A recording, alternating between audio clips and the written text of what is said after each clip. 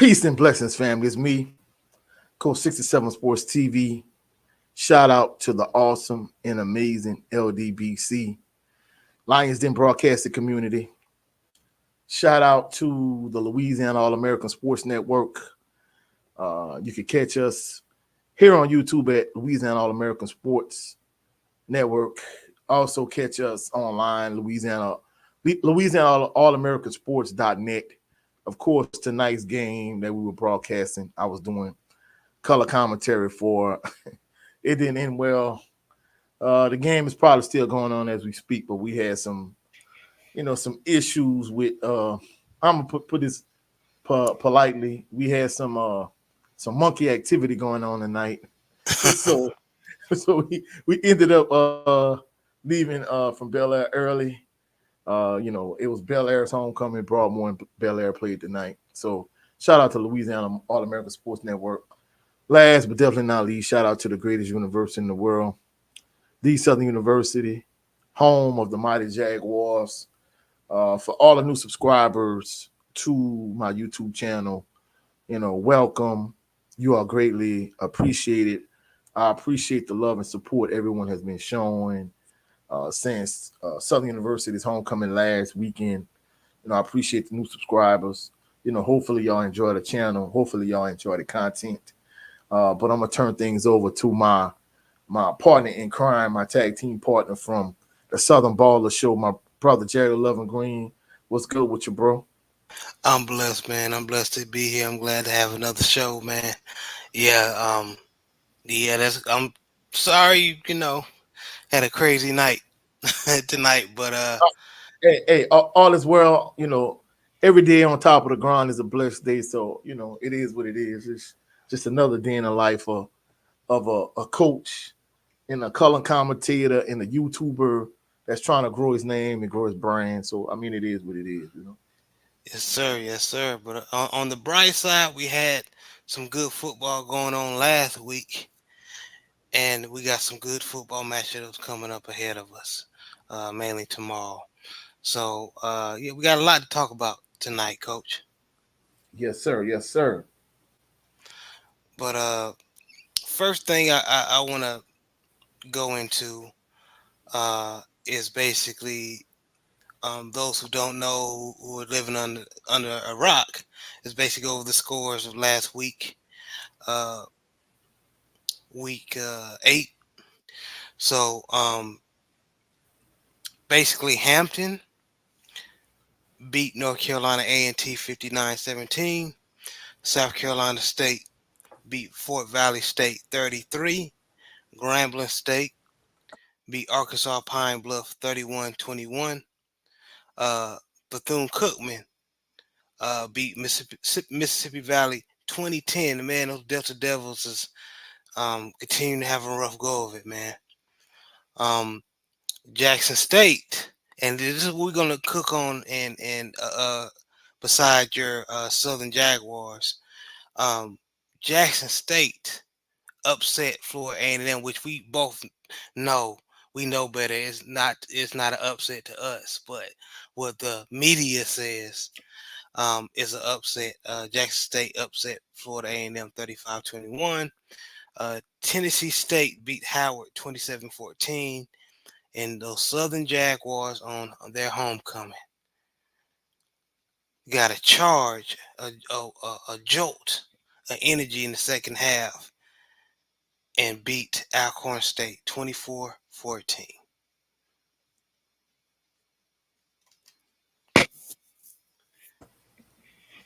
Yeah, I mean, they had some good swag play last week. In terms of J State FAMU, like you and I both said, it's not a upset to us because I picked J State to win the SWAC East.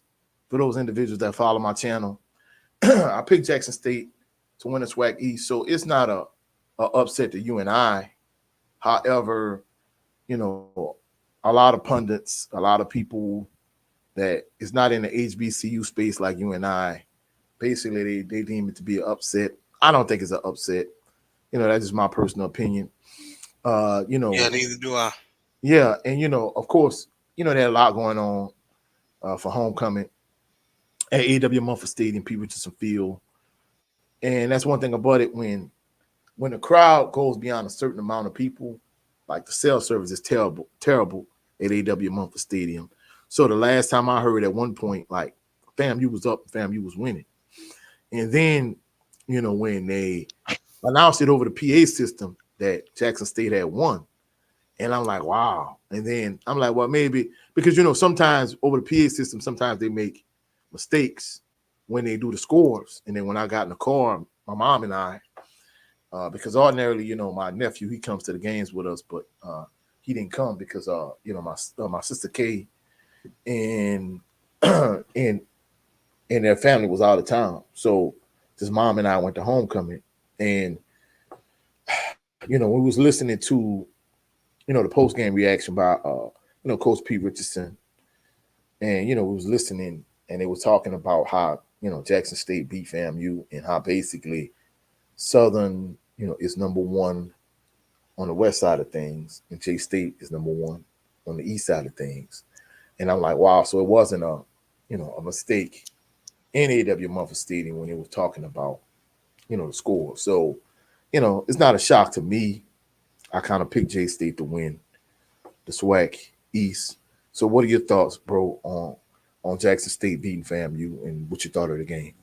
Um, I thought because they have you know what I'm about to say, Coach.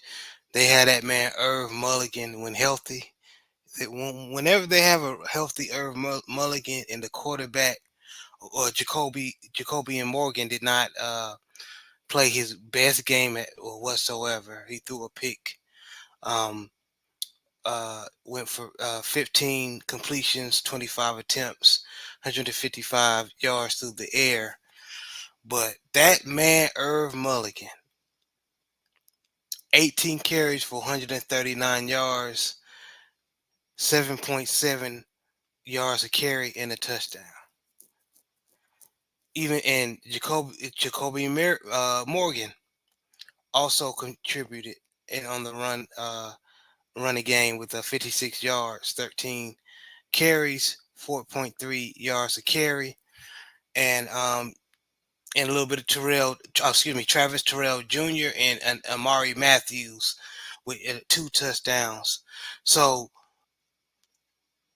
even though their passing game did not um, blossom like they wanted to, they did not. What do we always preach on the Southern Ball Show, Coach? Me, you, JB, uh, Joe Town, running Even the when big, ball. even when Jay Good was rocking with it, Big Joe, big we J all Good, we all yes. said the same thing, bro. You got to have a running game, Got to have Yes, a running game. don't give up on no matter how bad your offensive line is. Do not give up on the running game, and they did not, and that kept them in the game. And their defense, even though their secondary was giving up big passes, Daniel Richardson, the quarterback from Florida A&M, he threw for 248 yards through the air, 3 touchdowns. Even though he threw a pick, he was slinging it. He was slinging it, and Acion Cobb was and the Jamari Gassett was Gatchet Gat was catching chunks of yards against Jackson State secondary, but um, the defensive line eventually um, was able to get a hold of Daniel Richardson um, to contain all that. So it was just football, man. The Jackson State knew they could hang with FAMU. You know, so shout out to Coach TC Taylor. I was to answer your question, man, and you know how to throw some stats your way. Excuse me for being long-winded. I thought I was not surprised, man. This was a regular old SWAC game, exciting SWAC game, man. Jackson State was not scared of FAMU, was not intimidated, and they came to play.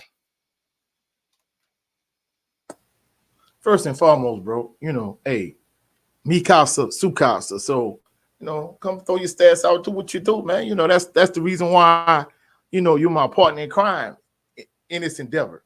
And you know, like you said, you brought this up last week. In fact, you've been a huge fan of Herb Mulligan, and like you said last week, based on the way Norfolk State ran the ball opening week against FAMU, like you called it then. You say, hey, you bound to have one of these games where you just can't stop the run. The team is going to stick with the run and not going to abandon it the way Norfolk State did. So like you called it. So basically, it was bound to happen. And the thing about it is, they had Irv Mulligan last week. This week, the Tallahassee, guess who you got coming? You got Kendrick Grimes, Kobe Dillon, and C.J. Russell.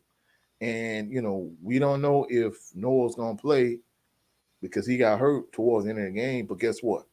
Southern, I was thoroughly impressed with the way they was able to stick with the running game and the way Kendrick Grimes was able to run the ball and the way, even though I ain't gonna lie, I was kind of hard on on Kobe Dillon and CJ Russell, the way they turned the ball over against Nickel State. Basically Nickel State defenders just took the ball from both of them. But even with that being Right. said, I mean, hey, I was impressed with the way Southern stuck with the running game, and I think that should be the strategy going into the game this week against FAMU. But FAMU, we know, like you said, they potent offensively. We're gonna talk about it more in depth a little bit later on in the show. But FAMU, they have a potent offense, but let's be realistic. Defensively, they struggle stopping the running game. Yes, they're as far as stopping the run game, they're not like what they were last year. They lost a lot of uh, run stoppers last year.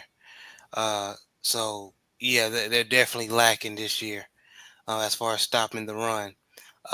So you have running back like Irv Mulligan that know how to grind and get stronger throughout the game. Um, you can run on this defense, especially FAMU. Um, but or anyone on the SWAC in the SWAC, to be honest Yeah, with you. yeah. Um, but But but fam, go ahead. before we turn it over, let me give real quick shout outs, real quick. Shout out to Relaxing Calm Rain. He says, salute Coach 67 and Jared. I'm glad y'all back on the block. Man, we glad to be back. And, Salute, man. salute to Relaxing Calm Rain. And if y'all, you know, rain videos are starting to be like a big thing. If you have trouble sleeping, listen to the soothing, calming sounds. Y'all go check out Relaxing Calm Rain. Go support the channel. And, he's been a huge supporter of my channel, and he's been a huge supporter of the Southern Baller Show. Yes, he So we has. greatly appreciate you relaxing, calm rain. And some people like, well, yeah, what happened to HBCU fanatics? Life has been life, and we Yes. have day jobs, and my coaching schedule and my brother Jared's schedule. Sometimes it's kind of hard to catch us on the same page, but we trying to get back into the swing of things. But we appreciate your relaxing, calm rain, always showing my channel and the Southern Baller Show, support. We appreciate you. And speaking of people showing the Southern Baller Show and my channel support, motivation to be a millionaire, he said, salute Coach 67 and Jared. I'm glad the channel is growing. We appreciate you because individuals like you supporting us before, we started to grow. We appreciate motivation to be a millionaire. He said, glad the channel is growing and glad y'all back with the show. I love you. I love y'all show. We appreciate, of course, not just HBCU Fanatics, but also the Southern Baller Show every Sunday at 3:30 p.m. Central Standard Time. And he said, and the SU content, of course, Yes, sir. Jaguar Nation, we represent. So, we appreciate relaxing, calm rain. We appreciate motivation to be a millionaire. Y'all go check out both of these channels. You listening for rain sounds, or y'all listening for motivational stories. That's what motivation to be a millionaire. So y'all go subscribe to both of those channels. Back to Please support. where you left off, bro.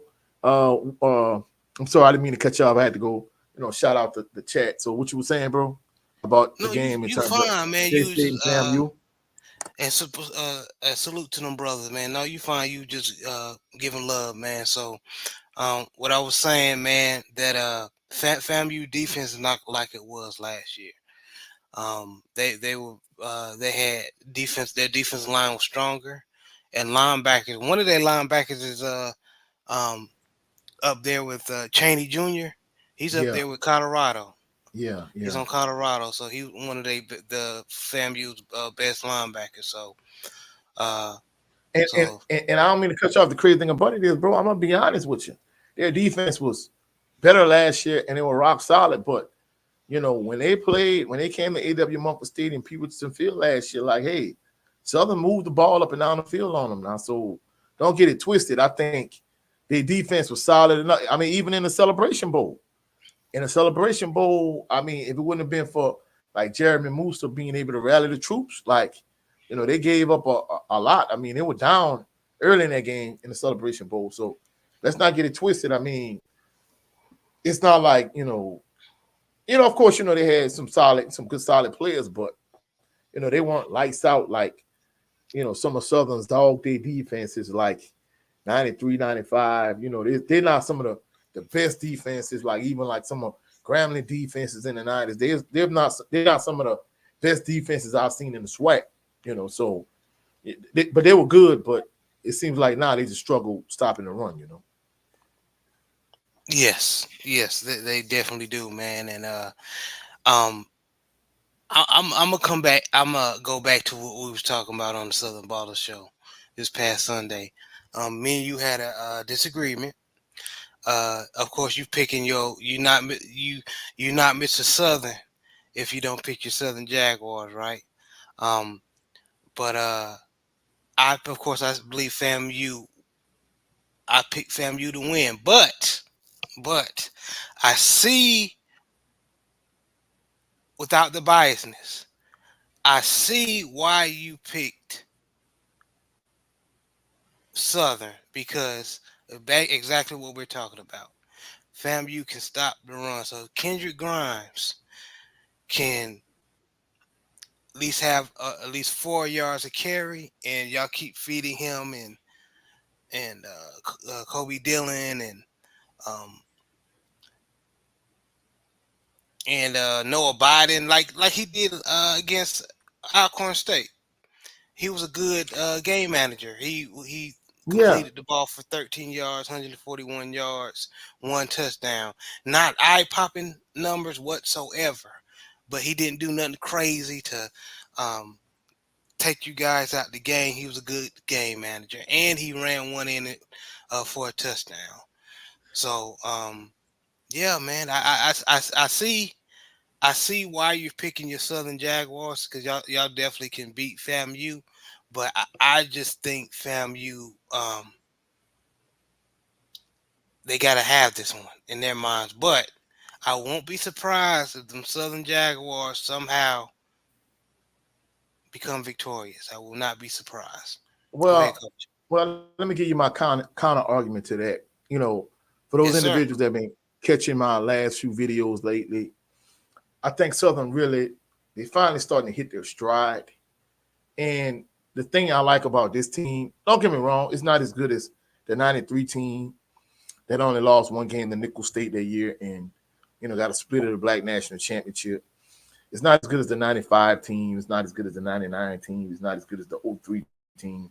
It's not good as some of these teams that's historically like excellent at Southern University, but they're starting to find an identity from the standpoint.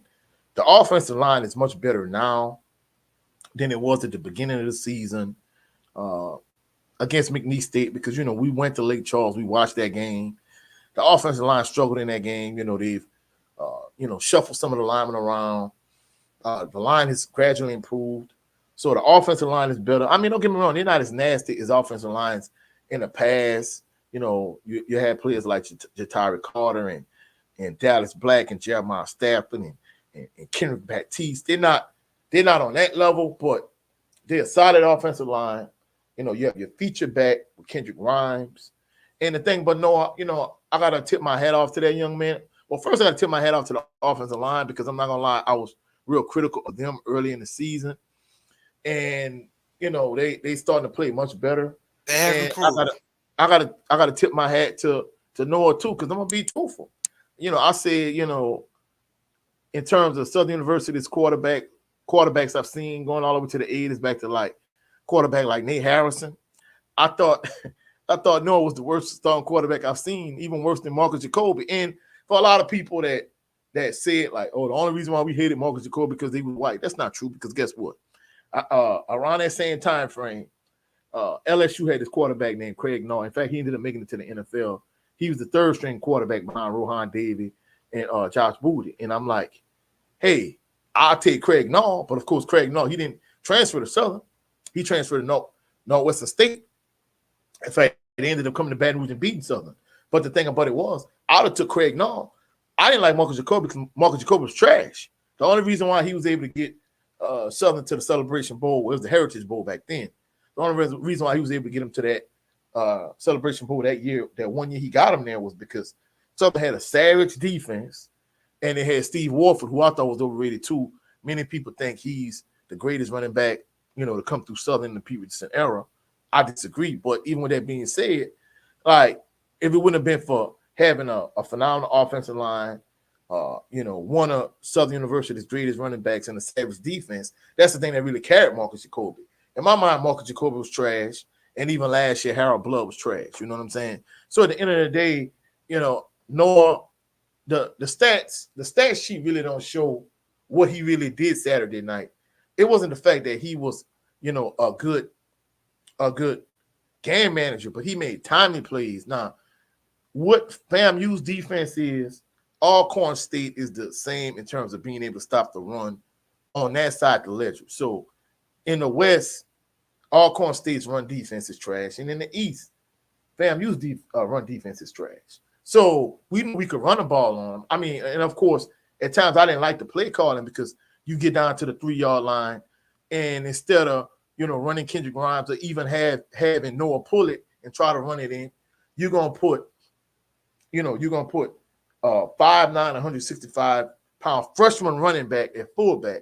Don't get me wrong, you were able to do this early in the season and get away with it, but you get to the 1-yard line. No, like in that situation, in that down and distance, teams know what you're gonna do, Mark Frederick. You got to be better. You got to be more creative. You got to be more innovative offensively. You know what I'm saying? So, like, it didn't work out, and then Truck had the long run. They went up 7-0, but Southern stuck with the running game. A lot of fans at A.W. Mumford Stadium, they were like critical in terms of, they can't keep running the ball up the middle. And my only thing was, like, I don't mind them just keep pounding the rock, because I knew, just like at the end of the game, what did happen, he broke the long one that broke the game open and pretty much ended the game. My thing was, I think they should have pulled it a couple more times, and maybe in addition to that, maybe they could pull it and throw like a tunnel screen off of it. That was the only thing I really wanted, more scaffolding. But, the offense is real vanilla, but we know when they go to Tallahassee, they're going to pound the rock. I think the main thing is they need to not turn the ball over. I think Saturday's game for homecoming was the only game where they didn't lose the turnover battle.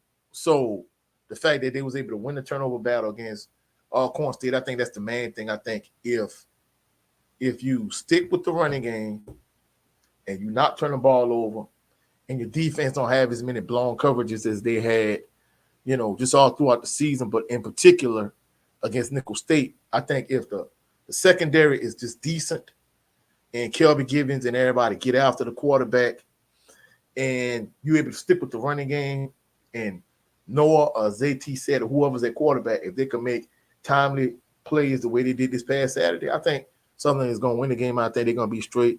And shout out to Adrian Crook. We appreciate you. He said, "What's good, folks? What's good with your bro?" He said from a big boy back, he was different. Who you talking about? He must be talking about Steve Warford. Steve Warford, he was your prototypical Southern University running back in those days. But if he talking about Kendrick Grimes, I ain't gonna lie, Kendrick Grimes played well Saturday night. He said it's an RPO. Yeah, it probably was. It probably was. RPO is basic. Basically it's just triple option. I mean, it is. And the thing about it is the play that he got hurt on. Uh, you know, hopefully he's straight.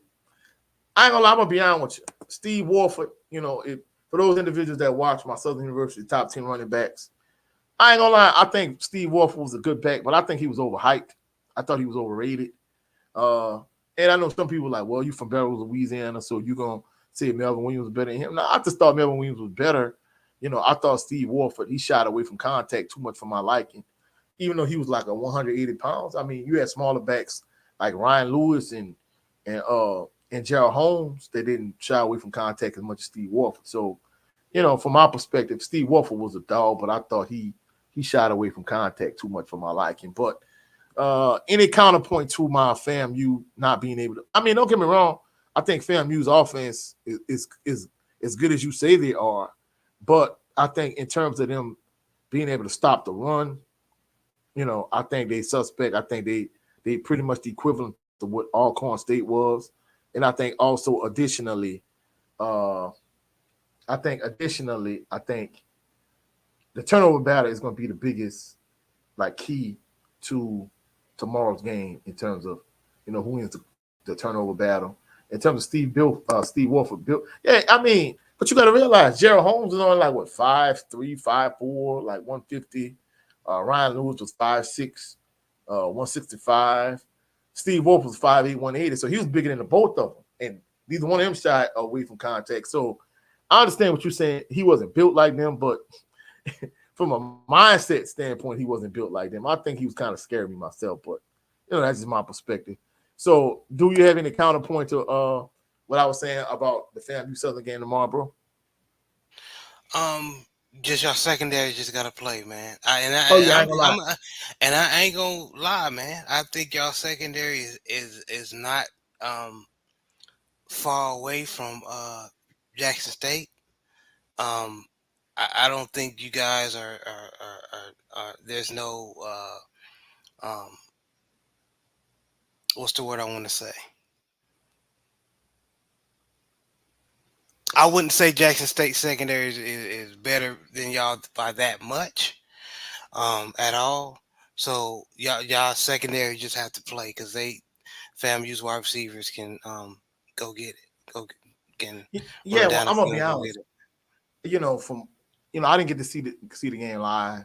I saw some highlights after the fact, but from what I understand, fam, you had Jackson State secondary on the ropes, and they kind of abandoned the running game and tried to. I mean, they abandoned the passing game and tried to go with the running game, which probably was a mistake. But evidently, Jackson State didn't abandon the running game; they stuck with theirs. Whereas FAMU abandoned their passing game and tried to go with the run a little bit, and it didn't Yeah, work they out for tried to them. go with the run, and Jackson State defensive line played well enough where they were able to shut that crap down, and they was able to get to Daniel Richardson a couple of times, bringing him down, sacking him. Yeah, and he was saying Steve Warford didn't work out. LOL. He needed to. LOL. Yeah, I ain't gonna lie. From what I heard, he didn't work out like he should, and you could tell that they were saying that he had 4.3 speed, but I don't know, man. To say this dude runs a 4.3. And don't get me wrong. I know kind of like Quincy Richard's junior year, Steve Warford at certain points, the fact that he played running back, he got hurt a lot. But to me, even though he got hurt sometimes, I felt like he got caught from behind too much for my liking to see he had quote unquote 4.3 speed, but that's just my opinion. So in terms of this coming week's games, bro, what besides Southern and FAMU, like what else do we have on the docket for upcoming games this weekend? So tomorrow, you guys need to be tuned in for Howard at Norfolk State, excuse me, coming on at 2 p.m. ESPN Plus. You can catch that on ESPN Plus.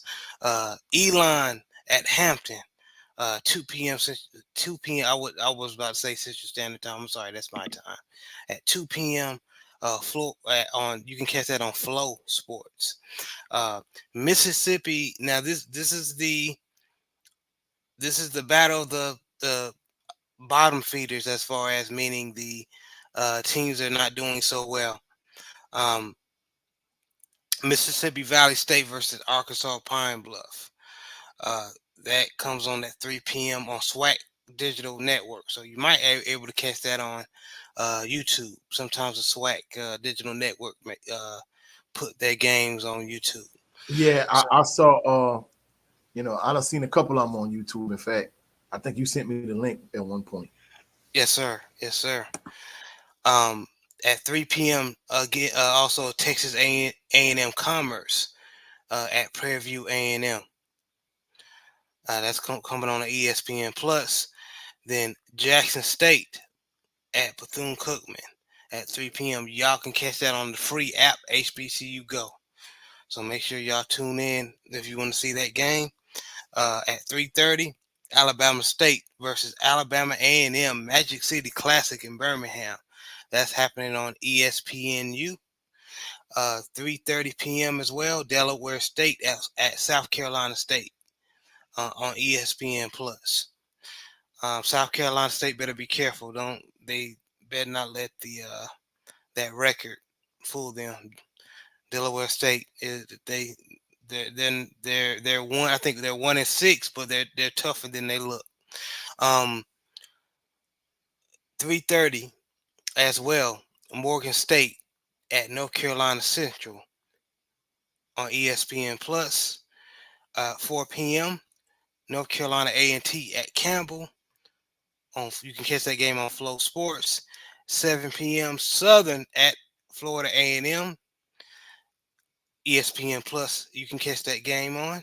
And then Grambling State at Texas Southern. You can also at 7 p.m. You can also catch that game on the SWAC Digital Network. Yeah, I mean, all of those games sound like intriguing games. Of course, I'm gonna have my eye out for the Magic City Classic. I think that's historically that's been a real big game. I remember one year, if I'm not mistaken, I think Southern played against Howard or Hampton. If I'm not mistaken, I think it was Howard. And later on that year, they lost to him in a Heritage Bowl, which is the Celebration Bowl now. And also, I mean, you just had like some big time games. You played in that game a lot, back in the gap. But the Magic City Classic, But of course, the game I'm really, really, really gonna have my eye on, of course, my Jags against FAMU. We talked about it. And of course, Right. This past week was homecoming, at AW Mumford Stadium, Pete Richardson Field. And basically, I talked about, just homecoming in general. Uh, if y'all have not done so, go check that out here on my channel. But in terms of like homecoming itself, in terms of the experience, it brought back a lot of memories. The last time senior actually, when he was still living, may he rest in peace, in 04, we went to the game. Rest in peace. But this is the crazy thing about it, bro. He woke us up at like 4 o'clock that morning. And I'm like, bro, it is not that serious, man. He was like, oh no, hey, we gonna beat the traffic out there. We every week we have our same tailgate parking spot, but you got people that don't even come to the game. They don't come to the game. Now one game the whole season, they gonna come out here for homecoming. We gonna get our spot. I'm like, oh man, we all sleepwalking like some zombies. But of course, I'm not gonna lie, we got on campus before the homecoming parade, before the traffic really got crazy. And bro, I kid you not, like, it was, it was a vibe back then. But this year, it had so much traffic in surrounding Southern University. Whether I don't care which route you took, if you took Interstate 10 to 110 and you got off there, if you came on Scenic Highway, if you came one of these back ways, no matter which way you try to get on campus, traffic was absolutely ridiculous. And Southern University really needs to address the traffic situation. Bro, I kid you not, it took me, from the time I left from here, my mom's house, because, where I live, my home is like 15 minutes away from campus. And even just looking at my GPS, it still was going to take me 2 hours to get on campus from literally 15 minutes away. And from here, it took, 4 hours. But once we actually got to school, it took over 3 hours to get on campus, bro. They need to fix that situation. Coach Pete Richardson, he made a suggestion that maybe, people could be at another location and they could bus them, onto campus because basically the traffic is too heavy for the amount of, it can't accommodate all the cars that you have. Another issue I think is the homecoming parade. A lot of people go to the homecoming parade on Scenic Highway, and basically they literally just stay there all day, and that's one of the huge traffic issues in terms of Scenic Highway, in terms of the homecoming parade. You know, people I talked to, they suggested that they potentially move the homecoming parade to maybe Friday, or even if you have the homecoming parade that day, maybe move it to another location. But either way, like, the traffic was terrible, the traffic was ridiculous, the traffic was horrible. And the crazy thing about it is, from a parking standpoint, like, they've actually made more parking area on the Bluff, on Southern University's campus. But the issue is, someone like myself, I'm a season ticket holder. And I kid you not, bro, I don't have a tailgate parking pass. The tailgate parking passes for the season are $50. And once you pay the $50, you have a parking spot in a reserved location. Of course, all that went out the window this Saturday pass, but I have to pay $20 per game just to get on campus. And someone like me had to pay $20 to get on campus.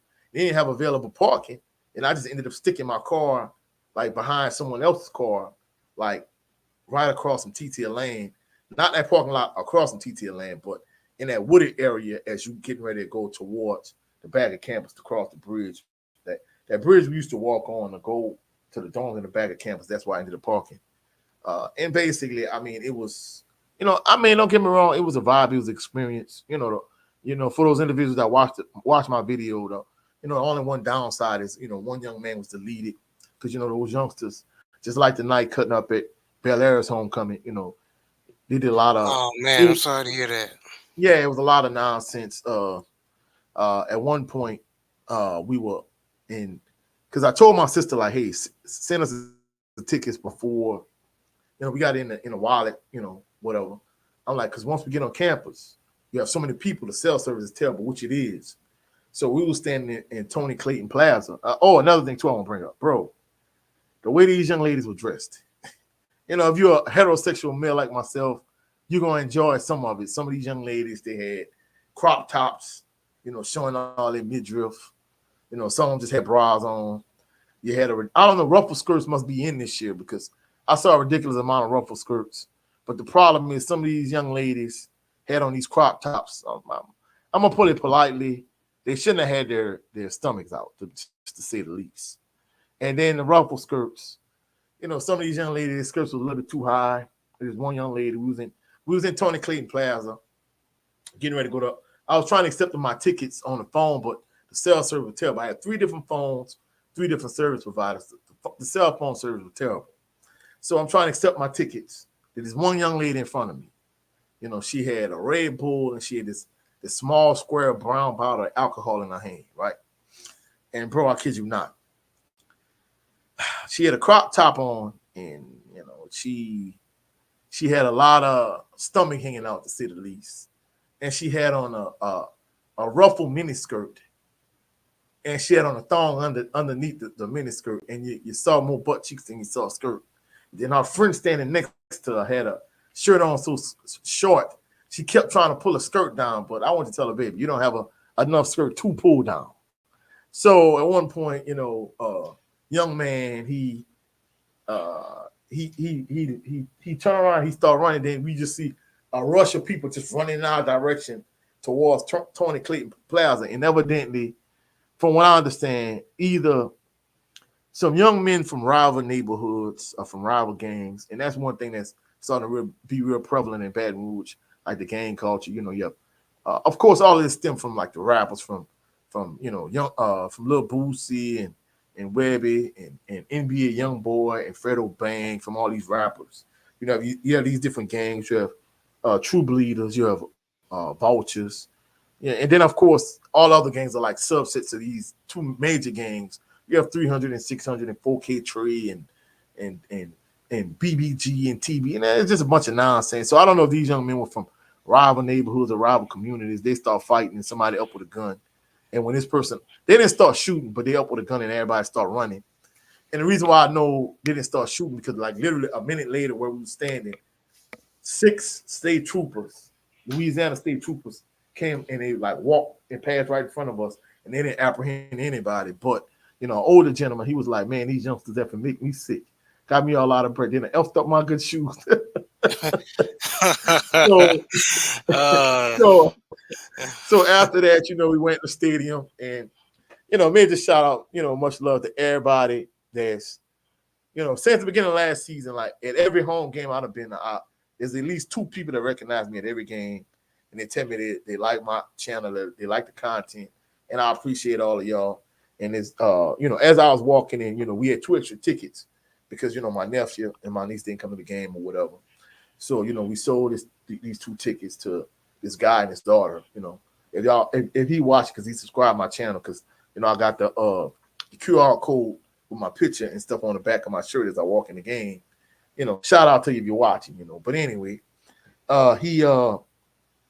he never came to the seats, but another gentleman behind me, he was like, man, the coach that shoe. I'm like, yes, sir. How you doing, sir? You know, he was like, man, keep doing good work. I appreciate your channel. You know, I appreciate you, you know, covering Southern, you know, being honest and giving you an honest perspective. And I'm like, man, I appreciate you, you know, supporting the channel. And you know, we just had a good conversation. And then I walked in the game. You know, we got concessions, you know, got some nachos, the lemonades at Southern, the smallest $7, the largest $10. And I'm like, man, they're good now, but they kind of overpriced, you know. But anyway, got our concession, went the game. Another guy recognized me, and he was like, man, coach, you know, that shoe? I'm like, yes, sir, how you doing? And he was like, man, coach, you know, man, hey, you know, I love your channel. I love your work. Keep doing good work, you know. And I'm like, man, I appreciate you. And he was like, man, I get to see you and Scotty on the same day. And I'm like, what? Like, what Scotty you talking about? He was like, off script. I'm like, oh, all right. He was like, yeah, he's right there because people that have been to AW Memphis Stadium, the west side and the east side is constructed a little bit different. So when you walk in the east side, like the level you walk in is like row 6, but there's like a bottom row of like blue seats. We never sat in the bottom row of blue seats. It's closer to the field, but you're not sitting up high enough. Like the players kind of in your, you know, standing on the sideline kind of in your way a little bit. But more than anything, the reason why we never got those seats because Senior was bigger. You know, he was a bigger guy. He was like 300 pounds. He was like, you know, 5'11", whatever. So those seats were like smaller. So he never wanted to sit in those seats. So once we, you know, for those individuals they don't know the story, there's a backstory to why we sit on the east side. The east side is the away side. But like C. Wells and a couple of people said, there's no away side at AW Memphis Stadium for Southern fans. It's all Southern as far as I'm concerned. But anyway, so the east side is in the sun. So once we first start getting season tickets, like we sat in different sections, you know, 1E, 2E, 3E, 4E, 7E. Eventually we moved to 80. But the bottom row is like row 6. And people like, you know, they had more people at the games back in those days. Everybody would be standing in your way, walking back and forth. So eventually we moved up. I think we at the point now we at like row 17 now or whatever. But he sat in the lower section. So, you know, I talked 10 minutes prior to the, you know, me going to my seat. You know, we talked. And, you know, we just had a good conversation, good productive conversation. If you don't know what we talked about, you got to go check out part 1. Part 2 going to drop tomorrow morning. And not only that, but Jay Good had a good like response in terms of encapsulating everything that Scotty probably, you know, he probably wasn't following SWAC football at the time. So he probably, everything Jay Good had in that response. I'm going to talk about it tomorrow in the video. So y'all check it out. But, you know, talk to Scotty. You know, it was a good conversation, good dialogue. And, you know, the game ended up being excellent. But overall, it was an excellent experience. You know, it brought back a lot of good memories, seeing a lot of good just homecoming memories in general, you know, for the comedy show. I remember one year they had T.P. Hearns, comedian. And then the next year, you know, the hecklers heckling him off the stage. He got tired of it. He had already got his money, so he left. The next year they had Arnaz J. And, you know, for those individuals that watch Comic View, Arnaz J was a fool. So he was ready for the hecklers. He wanted all the smoke. You know, yeah, you don't want to heckle him because he got. Oh no, you don't mess with Arnaz J. So Arnaz J wanted all the smoke.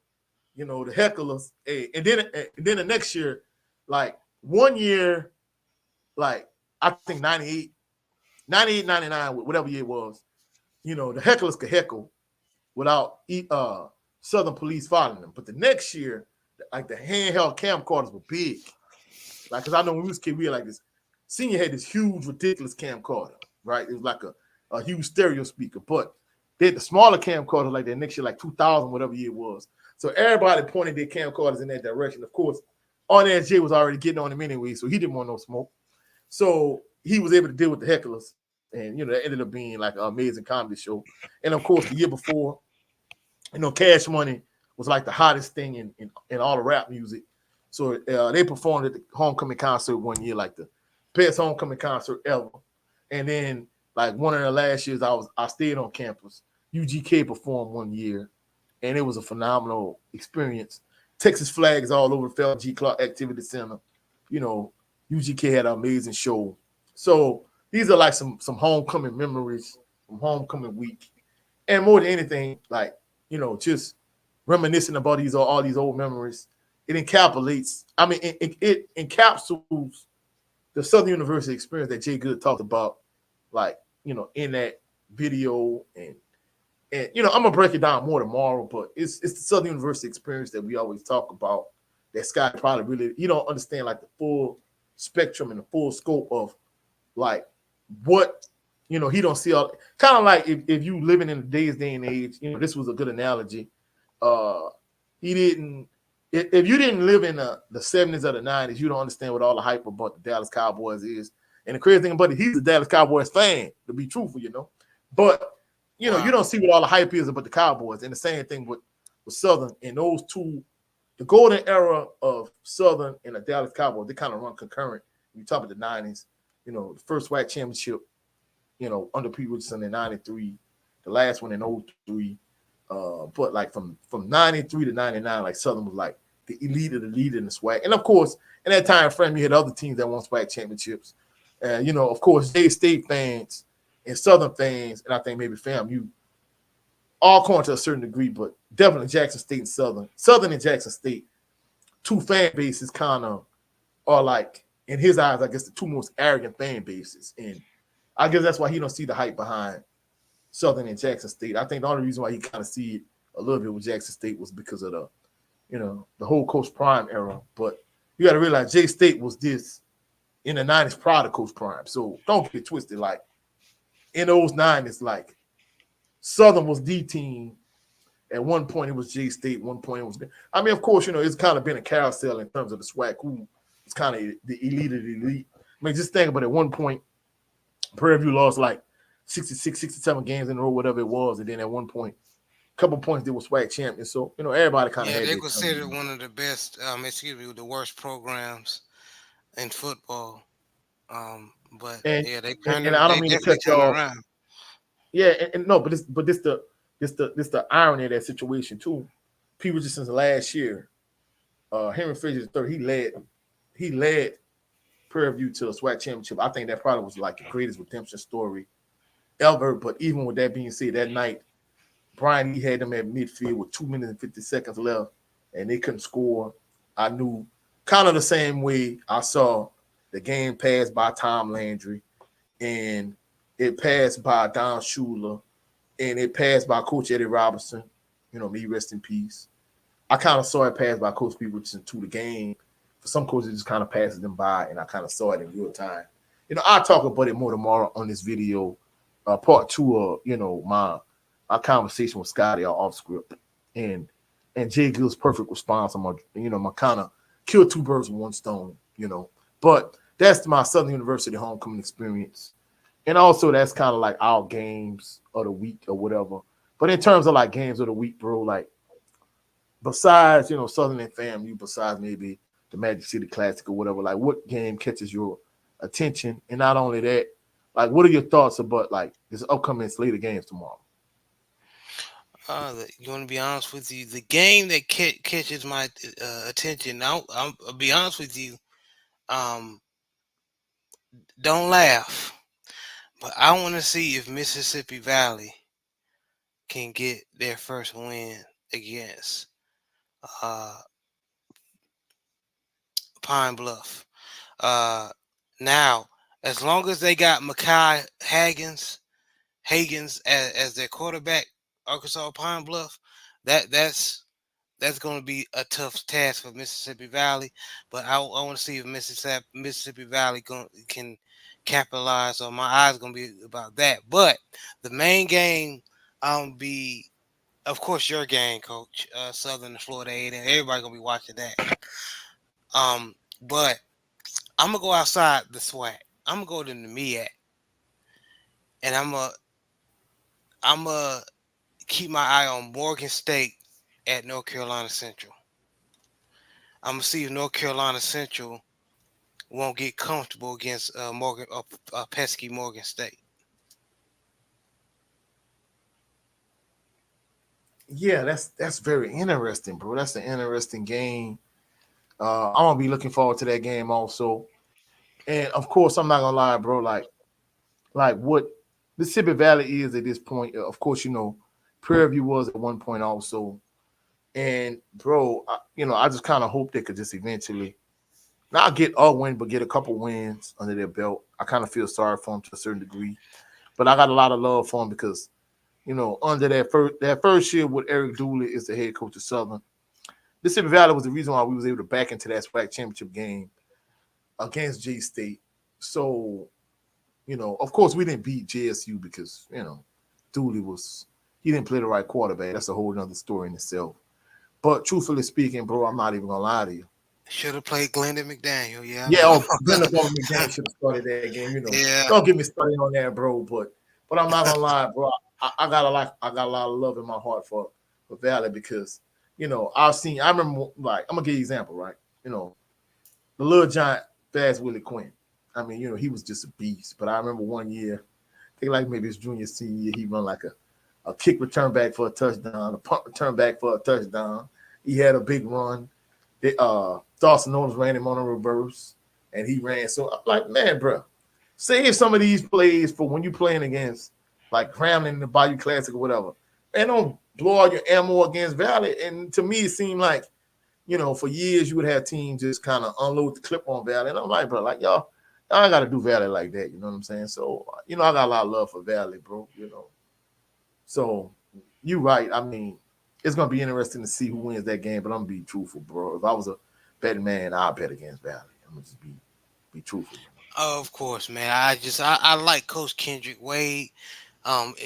He could have actually stayed at Delta State, even though Delta State is a Division II school. But they're they're they're they're up and coming program, and they've been having a pretty good. Well, last year they had a very good season. I don't know about this season. I've been catching looking at them, but he could have improved his accolades at Delta State. Just stayed at Delta State, but he chose to go to Mississippi Valley and just try to take on that burden. And he brought over defensive back Brandon Williams, who was at Delta State as well. So Mm-hmm. um, I just respect him, man. And he's having a rough go of it. Um, if anybody would take on this monumental task to um, try to resurrect the Mississippi Valley program, but it's not gonna take 2 years. It's Yeah, gonna take because this type of failure has been rooted as far as the football program. So um, I believe they got their coach in Kendrick Wade. They just need to be whoever's the athletic director who is in charge there the, of the athletic program in Mississippi Valley. Give the man time. Give the yeah. man I, time. I mean, just think about it. I mean, uh, somebody like Henry Fraser the third. I mean, he was at Prairie View from '04, and they won, I think, the SWAC championship, and I think in '08, and he left in 2010. And I'm not gonna lie, bro. When he left, I'm thinking to myself, dude, are you crazy? Like, you took the doormat of all of college football, and you won the SWAC championship, and instead of you just staying like for a little while to reap like the fruits of your labor, You like, hey, I'm a program builder. I'm leaving. And I'm like, what the hell are you doing, bro? Bro, I'm not gonna lie. I mean, that's like me. It I guess it's a bad analogy, but if I got like the worst looking chick in the world, and I make a Beyonce, and I'm like, you know what, I'm gonna leave. I'm gonna make me another Beyonce. Are you crazy? So I mean, I understand. I understand where hey, you're going. hey, hey. The reason people kind of look at that Prairie View job is a job that's coveted. It ain't because of Eric Dooley, it's because of Henry Frazier the third. And for him just to leave abruptly and just say, hey, I'm gonna go to another school because I'm a program builder. I'm like, man, bro. To me, I ain't gonna lie, I thought that whole situation, maybe that's really his personality and really how he kind of see things. But to me, I thought that was insane. Like you took a doormat and you want to swag with him just to leave and say you're a program builder. It was crazy to me, bro. I'm just, you know. I hear you, man, and a lot of times you don't know what's going on behind closed doors. I think something happened behind the scenes. That's my personal opinion. I didn't want to say I that out agree. loud because I feel like, a lot of times when stuff happen at these swag schools, I talked about it the other day, what, my overall thoughts of homecoming. A lot of times when stuff happens at HBCUs, like just say something happens that, I don't know, uh I'm gonna say Alabama A&M. Now that same thing happens at Southern, Jackson State, Alcorn State. Like why you can't paint all HBCUs with a broad brush for one, and second of all, like we are not given the same kind of grace. If someone black does something wrong, it's a depiction on all black people. But if any other race or person does something wrong, it's just them individually, and that's the thing I don't like about the world we live in. Yeah, man, it's the truth, man, and uh, lot of good folks gets caught up in, especially with dealing with black folk. A lot of good folk get caught up in these scandals and everything, and this is where I'm going. There's this coach named Coach Graves, man. He was a coach for St. Augustine in North Carolina, a very struggling program, but they um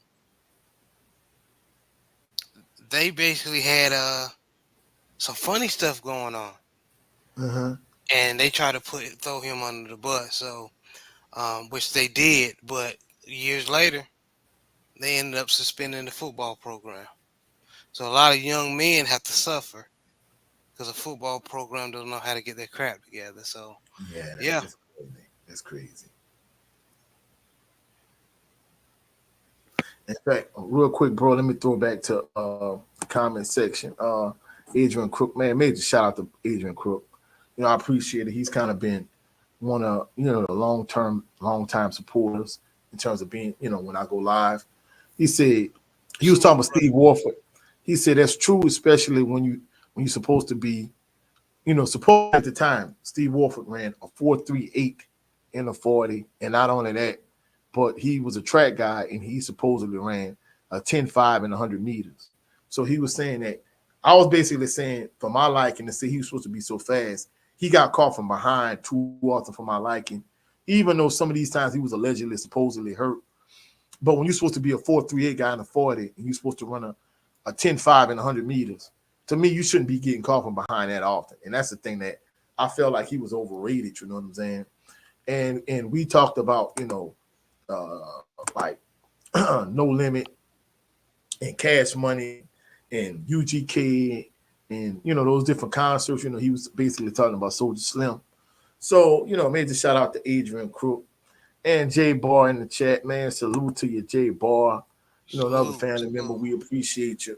Your Yeah, man. support. And let me make a correction. It was Coach Tim Chavis. Tim Chavez, all right. Yeah, that's St. Augustine. Yeah. Yeah, yeah, yeah, yeah. Yeah, they threw him under the bus when he was trying to, bring that dying football program back to life. But yeah, go ahead, brother. Yeah, yeah. Oh no, no, no, bro. I was kind of let you cook, let you rock, because shouting out Jay Bar saying that he a major supporter of both our channels. So major Yes. love to our family member and our brother Jay Bar. So, salute Jay Bar. But Salute. before we wrap this episode up, this episode 4 of HBCU Fanatics, bro. Is there anything else like you want to talk about or touch on before we wrap up this Yes, episode, bro? sir. Yes, sir. It's basically what the title of the show is about, the Wild Wild West, man. Before we get out of here, man, of course, um, even though I got y'all falling to FAMU tomorrow, I have y'all winning the West. Mm-hmm. Um, y'all may be believers. At first, I did not have faith in Noah Biden, especially in your offense. Uh, y'all defense is shaky, but uh, like we discussed earlier today, or excuse me, earlier in the night, basically, the offensive line has improved. Y'all gelling, and y'all open up holes where Kendrick Grimes can move the ball, a la that 51-yard uh, TD run. Yeah, to Uh, pretty much close off homecoming and close out all corners. exactly. Yeah, So yeah. everything is gelling, man. Everything is gelling. Like good football teams do. But I have y'all winning the West, man. Y'all beat Alcorn, uh, which I take my hat off to y'all. Y'all making me eat crow because I picked Alcorn, and I don't see Texas. Yeah, I have y'all uh favored in the West. So going forward, and because you know your schedule, y'all schedule better than me. Mm-hmm. Um, y'all think that you think this, as far as in the West, winning the West, you think this is um gonna be easy for y'all, or y'all Oh still no, gonna? no, no, not at all. I'm not gonna lie. It's gonna be a struggle. You got to realize the rest of the Southern schedule is all SWAC games the rest of the way. So every game count. I think the one good thing about it is, you sitting at the top of the West.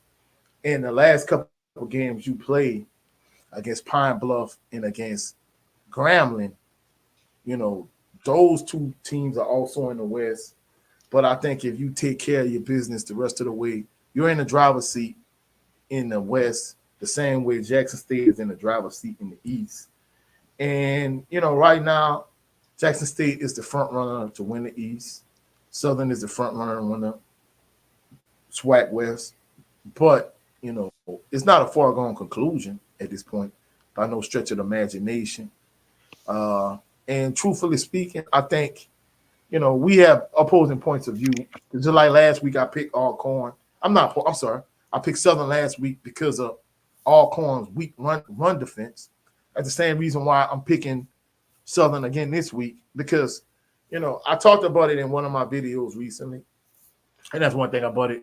The channel's starting to grow. And, because of the shot in the arm due to homecoming, my volume is picked up. I kind of been dropping a couple of videos every day, to kind of help grow my channel.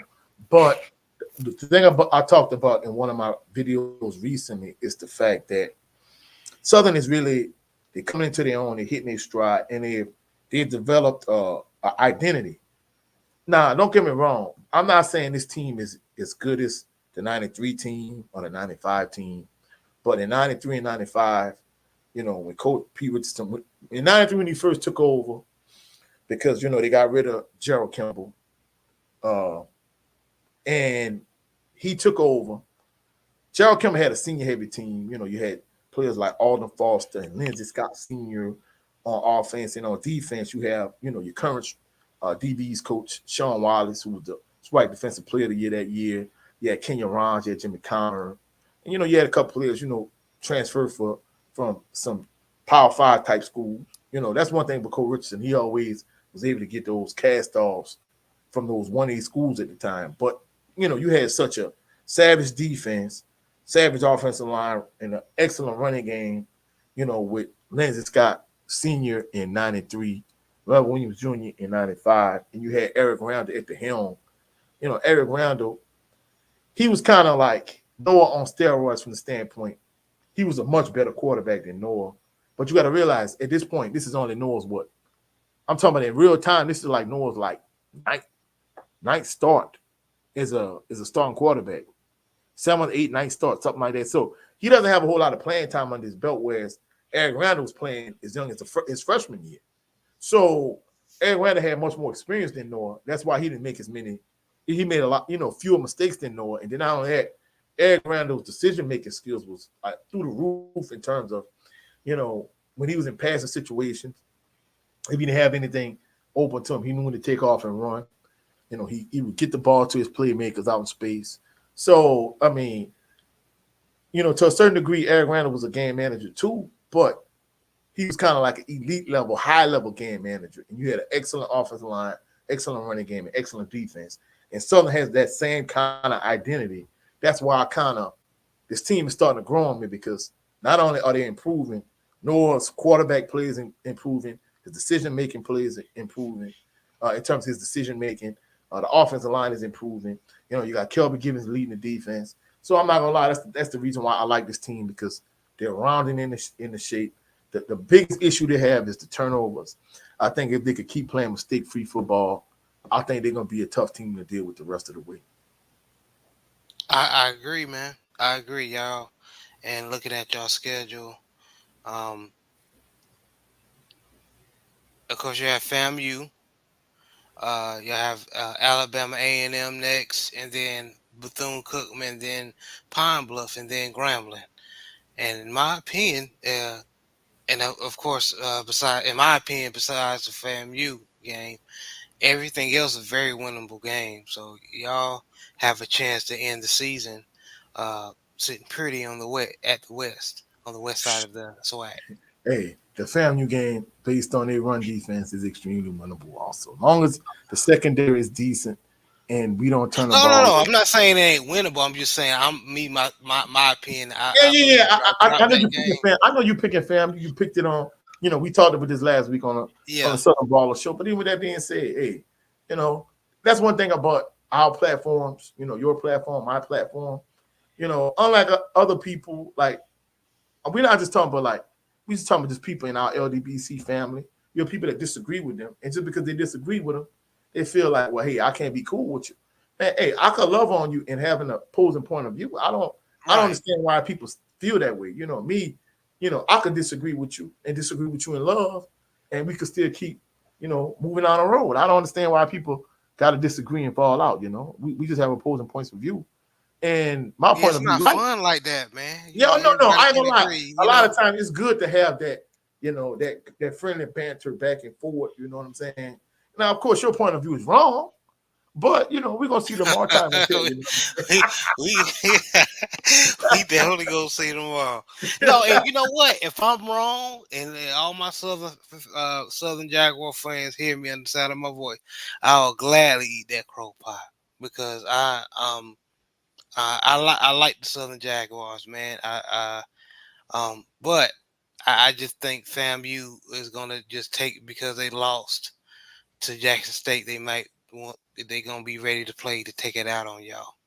But just y'all be ready to play though. They just need to be ready to get punched in the mouth, and be ready for Kendrick Grimes to go for another 100-yard game, few touchdowns, and for Kobe Dillon to have another decent game where he almost get 100 yards. So that's what they need to be ready for. They need to be ready to buckle their chin strap, because they're finna get punched in the mouth. How Kendrick Grimes playing, I wouldn't be surprised, man. Yeah. Rhymes, excuse me. Because guess what? Hey, in terms of preseason, all SWAC teams, hey, Eric Mulligan wasn't eligible because he didn't meet the snap percentage quota or whatever.